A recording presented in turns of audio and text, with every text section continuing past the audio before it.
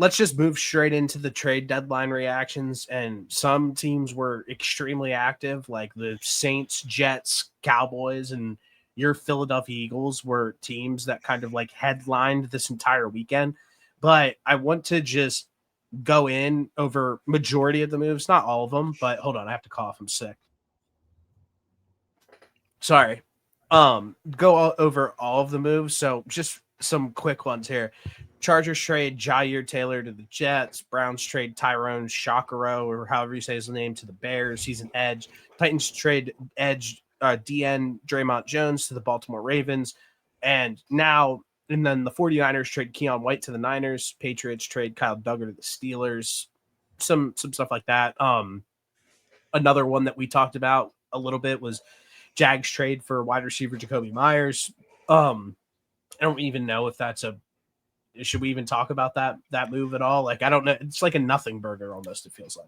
Yeah, I don't even know like what to even, where should my expectations be if I'm a Jags fan seeing this as the trade deadline move? Because you have decent guys. Like what is the goal bringing Jacoby Myers into this wide receiver room? Like I like the guys that they had. Yeah, it doesn't like do anything really. And it seems like they've, even with this new regime that has come in, like think about what they've done over the past few years where it's like, go get Christian Kirk, go get Calvin Ridley, go do this, go do that, go get Jacoby Myers. It's like, all right, at a point, like we drafted fucking Travis Hunter and we drafted Brian Thomas Jr. Like we got to figure it out with these guys, but whatever. The only thing that I can realistically hope for in this scenario is that they actually throw him the football and he has like maybe like a nice role for himself in this offense, because I have him in one fantasy league and it wouldn't hurt to have another option. Really, I want to start, just knock this one out of the way real quick because they were active, but not one that I want to spend a lot of time on. And that is the Saints were sellers this past weekend, where they tackle needy Chargers, Trevor Penning, who from Northwestern, who has kind of been a little bit of a disappointment so far in the league. So they go and get him. And then they trade Rashid Shaheed to the Seattle Seahawks, which, again, I don't really know what that move does. We'll see it. He was with Clint Kubiak last year on the Saints, and he seemed to have a pretty good year. I just felt like for the Saints, hold on. I felt like for the Saints, I liked the combo of like Olave and Rashid Shaheed as their wide receivers. Like I felt like there was really no reason to move him. They obviously traded for Devon Vele like at the beginning of the year, but the Saints are just a really weird football team. Yeah, I like this more for Seattle. I think that they needed another wide receiver because Cooper Kupp just can't stay healthy, can't stay on the field. He's and watched.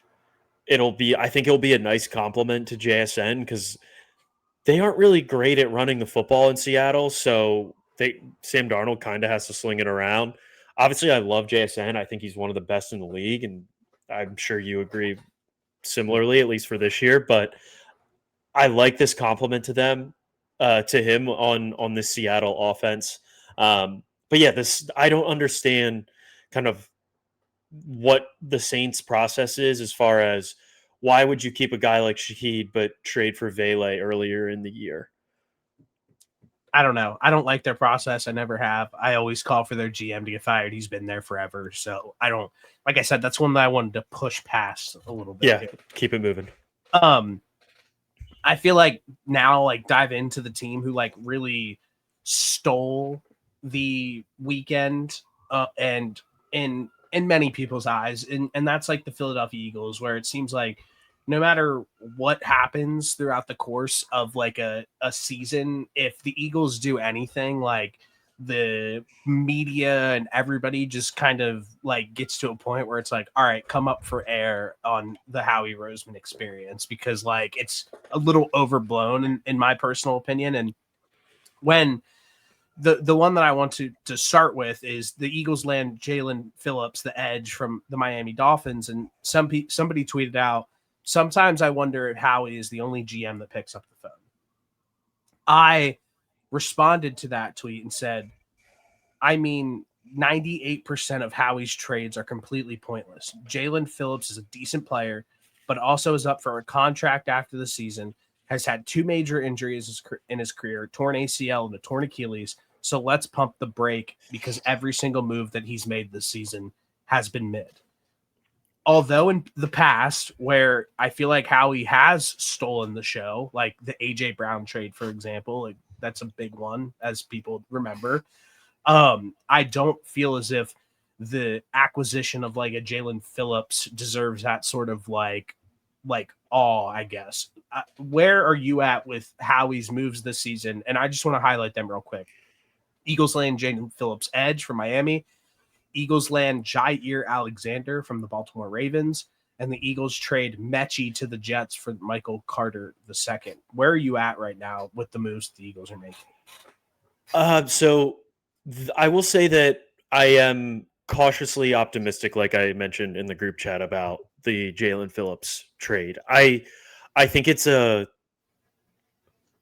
good gamble. I was going to say, I think it's a low risk, high reward move because if he ends up playing well, like he has as of recent, great. You found a guy that addresses an immediate need for the Philadelphia Eagles at edge and a guy that can provenly rush the passer. If he doesn't play well, great. He moves on and you'll end up getting a compensatory pick. What is that? Before you say that, because people said that back to me, what does that look like in return? Because if you don't know, I don't want to acknowledge it. What do you mean? Like, what does the pick look like? What if he leaves? Yeah, what does that look like? I believe that is either going to be a 3rd or a 4th round pick, depending on whatever contract he gets from someone else. Do you know for a fact? Based off of the formula, that's what it says, yeah. But so that is fact. So there is a range of dollar amount that leads you to a 3rd or a 4th round pick, yes. So you're telling me that if he leaves in free agency, the Eagles pretty much just got him for free for this season. They pretty much got him for free anyways because they're only paying like $600,000 of his salary. But they gave a 3rd round pickup. That's what I'm trying to figure out. But yes, that is correct. But won't be until 2027. Okay, so it is a year away. Okay, so it's a year away. That's fine. That helps with a lot of this. So yes. So yes, there is some risk in this deal as well because if you go and you trade for a guy like this, you throw away a 3rd round pick pretty much for this upcoming season, this upcoming draft, and then you get a guy that's going to play 3 months of football for you, 2 months of football for you, whatever that may be. So I do think that like there is a little bit of like a risk on that side of things because I think that the draft compensation that they gave up for that, it was like a 3rd round pick for a guy who's not even under contract after the season, I feel like is like pretty strong. Yes and no, because you have to consider all the other things that I mentioned where it's like, okay, they could be getting this pick in return. They're only paying this much money of his contract. And I think that somewhat cancels it out. Plus they had 2 3rd round picks to deal with. So I'm not saying it's zero risk. I think there's always risk. And that's why I said I think it's low. And the high reward piece of it is, okay, he's healthy for now. The other risk is the injury risk that hasn't been healthy for a full season in 2 years? Yeah, so that plays into it as well. I think that is certainly a risk. And obviously I don't love just giving away a pick for a guy that you might not sign, in which I also think about it this way. Even if he goes out there and plays well, he could just be very well playing himself out of a salary for the Eagles because they have a bunch of other guys on the defensive side of the ball that they have to address as far as contracts go with. Not quite yet with Cooper DeJean and Quinnen, but the Jalen Carter extension's coming up this offseason, and that's going to be a lot of money. And that's a guy that you have to keep. That's a good point to make where you're right. Like, it's not like a signed, sealed, delivered thing where it's like Jalen Phillips is like a Philadelphia Eagle, like past this year. Like, you know what I mean? Correct. He can Yes. easily leave, like for multiple reasons. And like you said, playing himself out of a contract, or maybe he just doesn't want to be in Philly, or whatever that may be. So yeah, I think that that's also like a pretty good point to make as well. Yeah. But yeah, there's certainly risk there. But on the flip side is he can come in there and he's familiar with Vic Fangio. Vic Fangio is a guy that it seemed like was requesting Jalen Phillips. It seems like they have a good relationship, which I think is really important for transitioning him to the Philadelphia Eagles defense. And if he goes out there and he plays well, then you have a guy that fills an immediate need for you on the defensive side of the ball. So um, I will say I like that move, but I'm cautiously optimistic. The Jair Alexander, absolutely nothing burger. That's just like I I can't think believe they gave up draft capital for him. Even giving up a sixth, where it's just like they were probably about to cut his ass, to be honest with you. Yeah, you could have. He's been a healthy scratch for 3 weeks Yeah. on the worst defense in one of the worst defenses in the NFL so far this year. And the Michael Carter one, I think that's just another depth move too. I don't think that they want to put. That's a guy that is just going to play the slot, and I don't think that the Eagles want to move Cooper DeJean from there because I think Cooper DeJean is better in that spot on the Eagles defense. So I don't really know what the plan is quite yet, outside of maybe just some depth.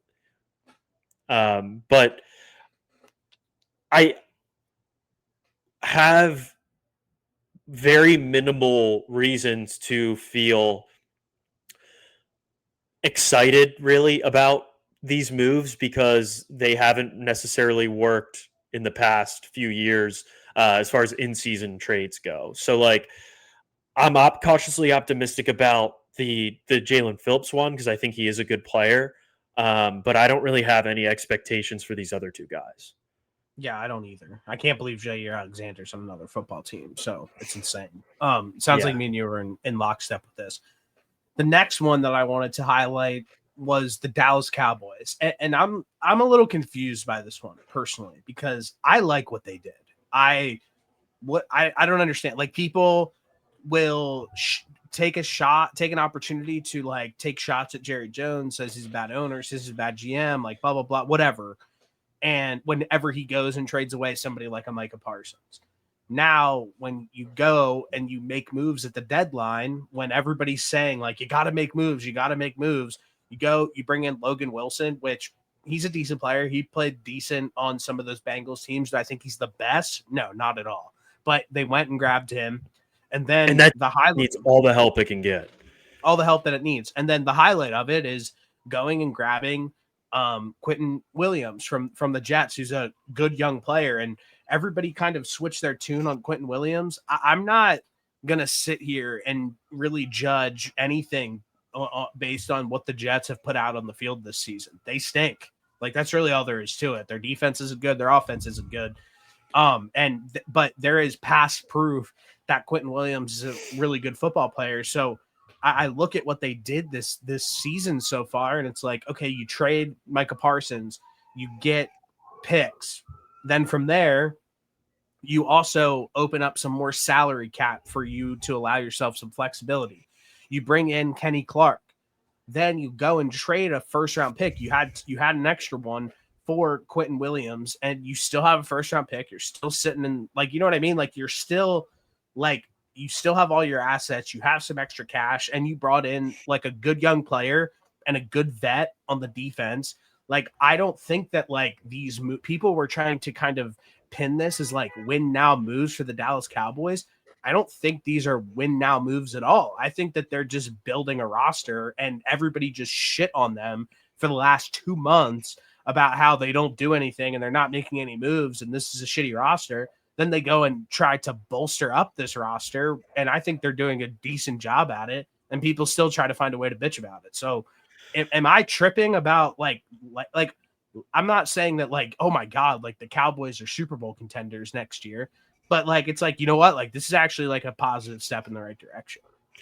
I also want to say one thing on top of that is, I think that uh, a lot of things that I've been seeing have been, and the Colts, this applies to the Colts trades too, where it's like, oh my gosh, like they went and made these moves after the last game that they just had. It's like, okay, and it just so happens that both of the Cowboys and the Colts lost, but it's like the Colts are still competing to like be a playoff team, and I think the Cowboys are still competing to be a playoff team at this point. Like they're Yeah. not that far out of it to the point where they need to be completely chalking everything up.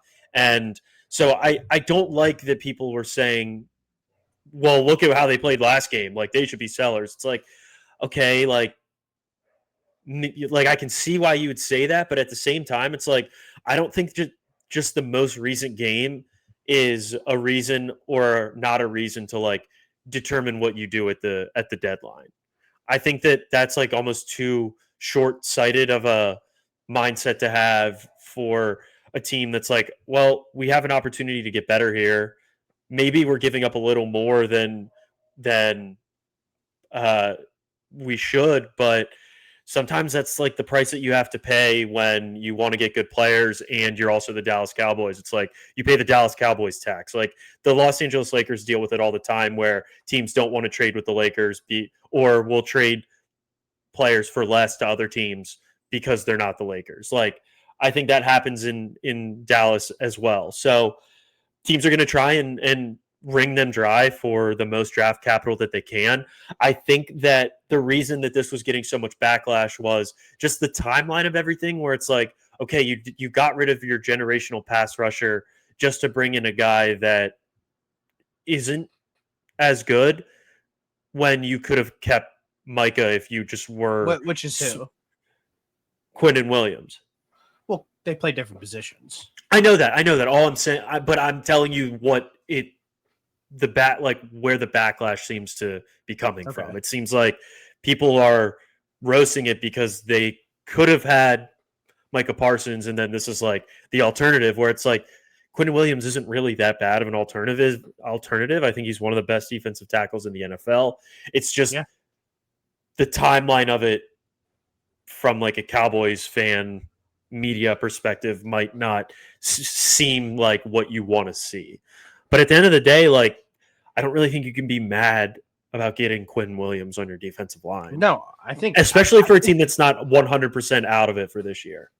No, I think that, and these guys are under contract. You know what I mean? Like these aren't like 1 year end of season rentals. Like these guys are Dallas Cowboys. So when I found out that this trade happened, the first thing that I said was like, damn, now we got to play Quinnen Williams twice a season. Yeah. Like he's good. Like he's a really good player. Like that's not somebody that's just like, great, you're looking right over him. Like that's legitimately a guy now where it's like, okay, you kind of have to plan for him on the defensive line. He's a dude. In these offensive meetings. Yeah. Yeah. I understand slightly maybe, but if you would look at like what would have lined up if the Cowboys paid Micah Parsons, they just would have been in cap hell. So they made that decision for themselves. Yeah. All right. So the last trade that I want to highlight here, and it's the headliner, obviously, is the Jets trade Sauce Gardner to the Colts for Adonai Mitchell and 2 first-round picks. Wow. Because one, the Jets, it felt like the only people who were really on the market for the Jets were like Breece Hall. Like it felt like it was just like we would get rid of Breece Hall. Didn't hear anything about Quinnen Williams. I didn't hear anything about Sauce Gardner. And then to see Sauce get moved, it was like, oh shit, like that's actually wild. My immediate feeling though is like, well, Sauce hasn't been playing that well the past 2 years, but I just said the same thing about Quinnen Williams as well. It's like the Jets stink. Like, I don't think that it's fair to even put like the Jets in a category where you can like like if somebody's talented on that football team, which Sauce is talented, Quinnen Williams is talented, Breece Hall is extremely talented, Garrett Wilson's extremely talented. they're not put in a situation to bolster any of their talents. Like they're just literally like winging it. It feels like on a week to week basis. So yes, I do like the move. Was I shocked by the price tag? I kind of was, yes, because it felt like the person who would get like that much Yeah. would be like a Micah Parsons, would be like a Pat Surtain, like Yes. real headline players. So it was like, oh wow, like that was a lot. But that's when that is Sauce Gardner at his best. Yeah. That is Sauce Gardner at his best. When he's playing his best football, that is what he warrants, I think.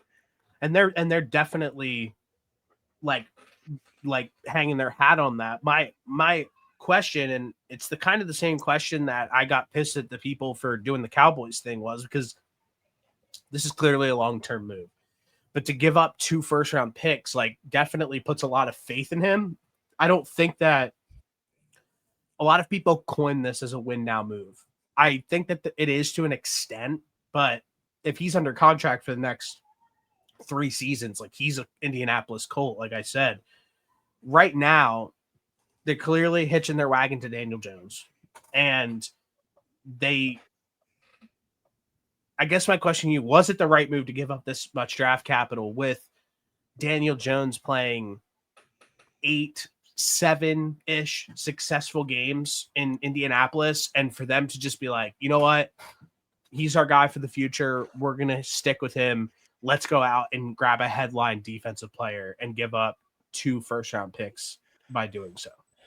Before I get into that, I wanted to say a couple other things. I wanted to also say that I think it can also be considered like a win now move too, because if the Colts weren't sitting there at where they're currently at what, 7-2, yes, you want to go out and you want to add a guy like Sauce Gardner, and it just so happens that this isn't just for this year, but like you add a guy like that, that is, especially with where they're at currently,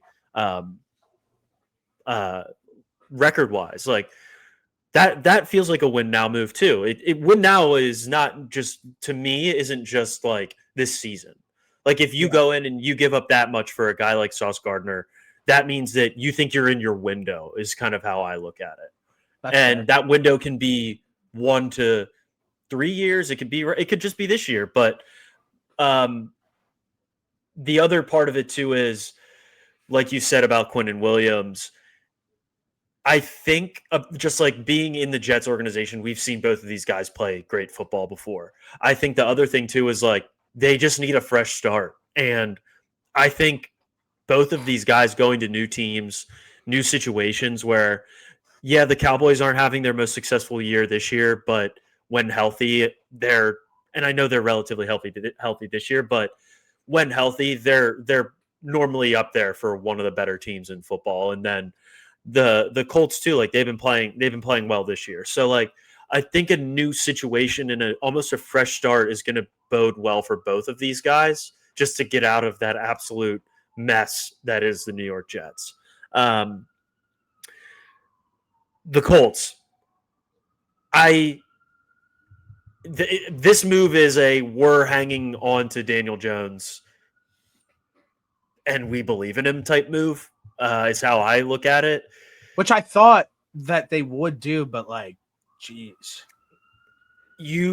I wouldn't give up this much for Sauce Gardner if Daniel Jones was my quarterback.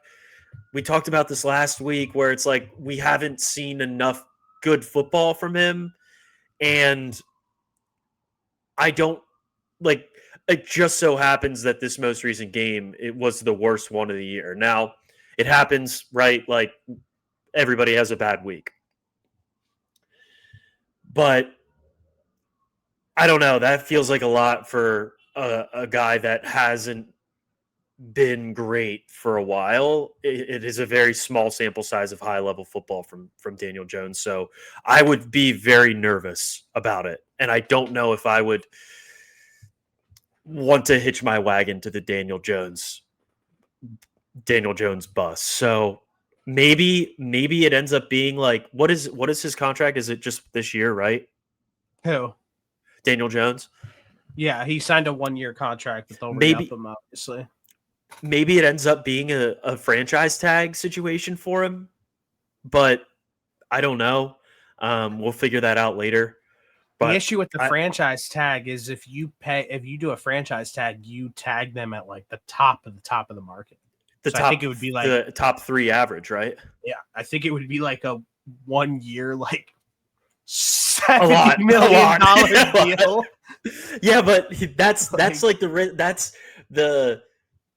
you got to pay up if you don't want to do this long-term deal where it's like, okay, like how many good years of Daniel Jones are we going to get? They're definitely doing a long-term deal. I think 100%. You have to now after giving up this much draft capital. Like that is what that exactly says to me is, all right, we're giving up we're giving up 2 first-round picks and we're planting our flag on Daniel Jones Island. Because I also think about it this way too. We thought that this upcoming class of quarterbacks was going to be like for the draft there was supposed to be a handful of guys.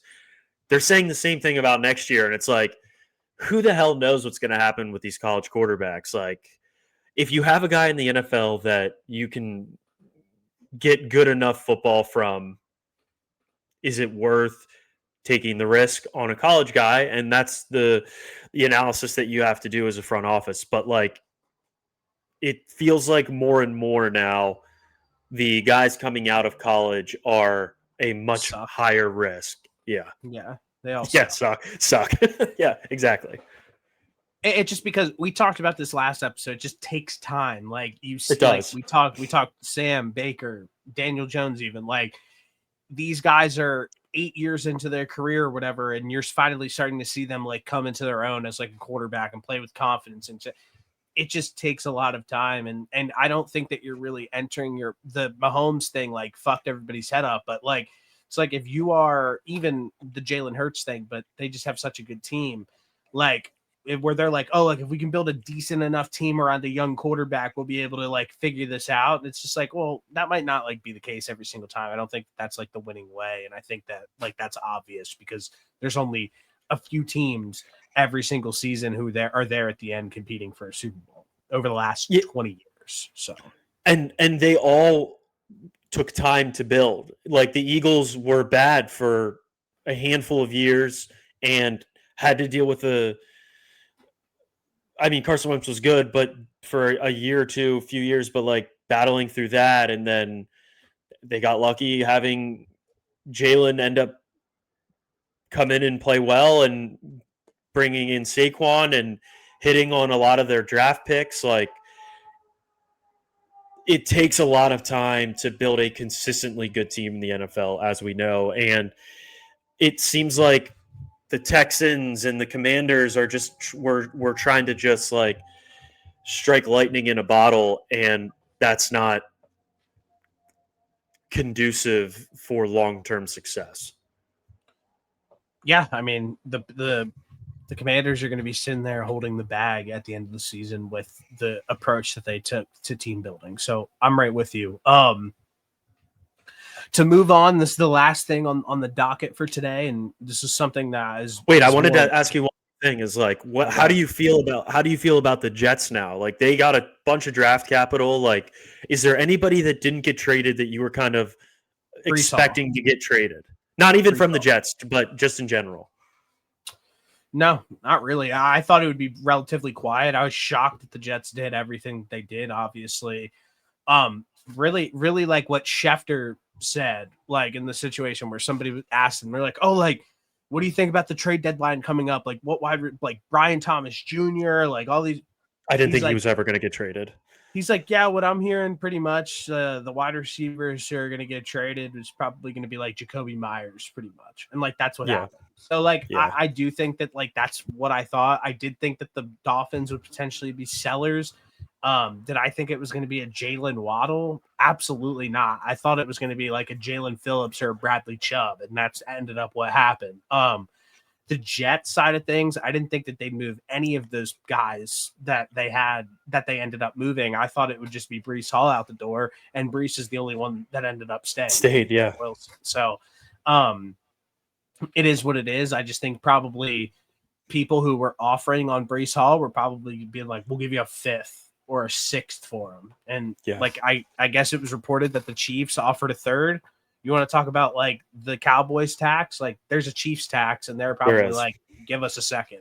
And they were like, yeah, we're not doing that. So it's weird because you look back and it's like the Chiefs gave up a 2nd for Kadarius Toney, but they wouldn't give up a 2nd for like Breece Hall.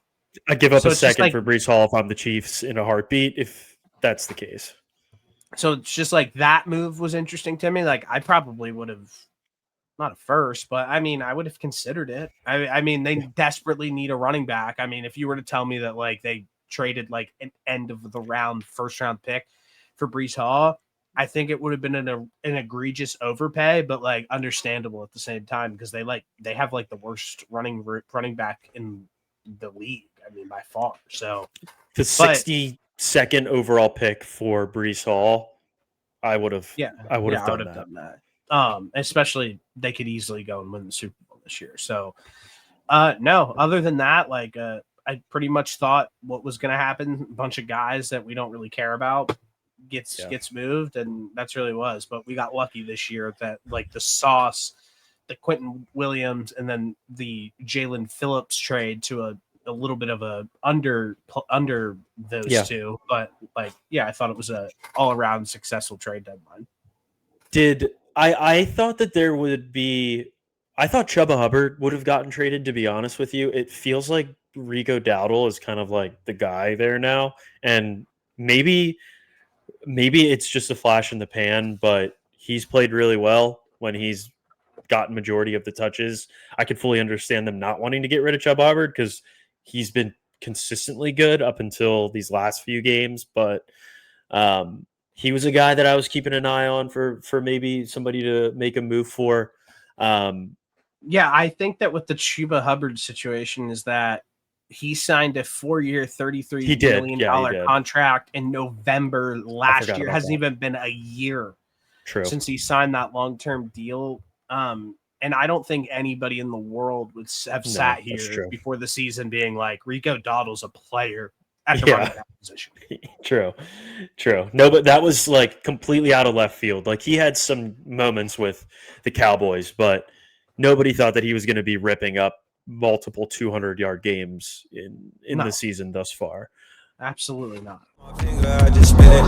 Good girl, we're getting paper as a passion. Collect the stacks and bring it back, man, and take vision.